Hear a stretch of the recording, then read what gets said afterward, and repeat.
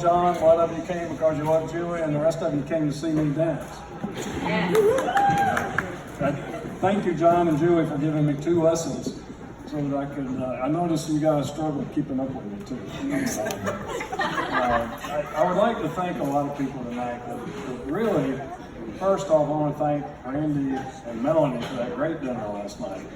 And it wasn't just the food and the venue, but the people who were there and the love that they shared with y'all made it a very special night. Thank you, Randy and Melanie. And then the people who were put in charge of making this event happen today have done a fantastic job. But one of the people who did it, I got to really thank, and that's my lovely wife, Wynn. Where is she? In front. Oh, there you are. You did a fantastic job orchestrating the whole wedding. Thank you. My job, they told me, was the 3 ups, and that's all I heard from when you asked Julie to marry you, is to show up, shut up, and pay up. And then they give me the microphone. And so here I am, I get to speak. So I came prepared.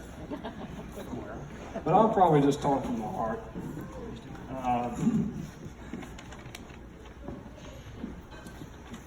26 years ago, I'll have to look at it just a minute. 26 years ago, God blessed me and Lynn with you. And we had tried for a long time. We had a lot of infertility issues, but what a great gift God gave us. And we started praying for, we prayed for you, and then we got you, but then we started praying for you and your salvation and your future spouse. And I would take you to church and drop you off at the nursery, and I would tell the ladies, this is the most beautiful girl there ever was. And they look at me like they hear that from every father. But I know if you were here last night and you saw those videos or the pictures, you know it was true. She actually was the most beautiful little baby girl ever. And we prayed knowing that even though God creates us all, that there's nobody that would be good enough for you ever. And I don't know about what Melanie and Randy thought about you, John, but at the same time, I'm dropping Julie off in the nursery. They're dropping you off at kindergarten. And after seeing the pictures, I doubt they thought you were the prettiest boy ever.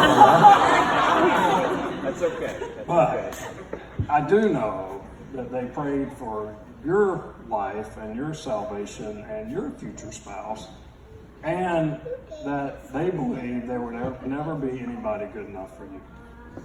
Well, God proved us all 4 wrong. God made Adam for Eve and Eve for Adam, and he made John for Julie and Julie for John.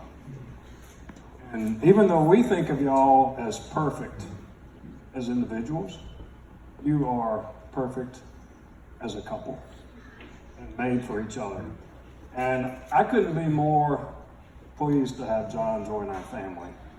And I did tell Randy, I haven't met anybody on his side of the family that I don't like, but I haven't met you all yet.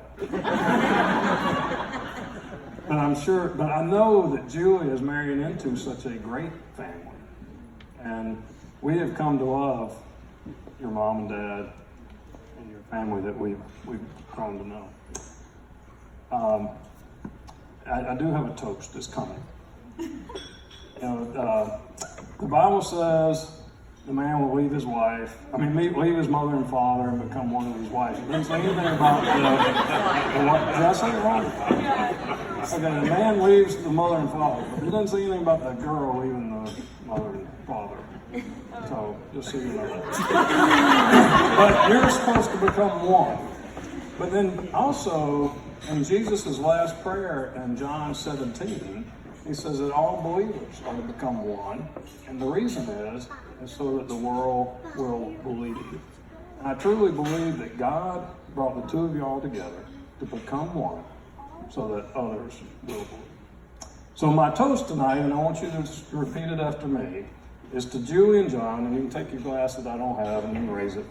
But to Julie and John, one. So if you would, join me in the toast.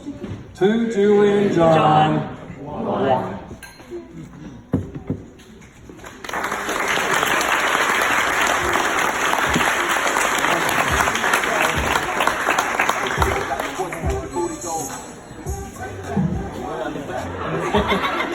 And they'll tell y'all what you're supposed to do, but we're gonna have cake and ice cream.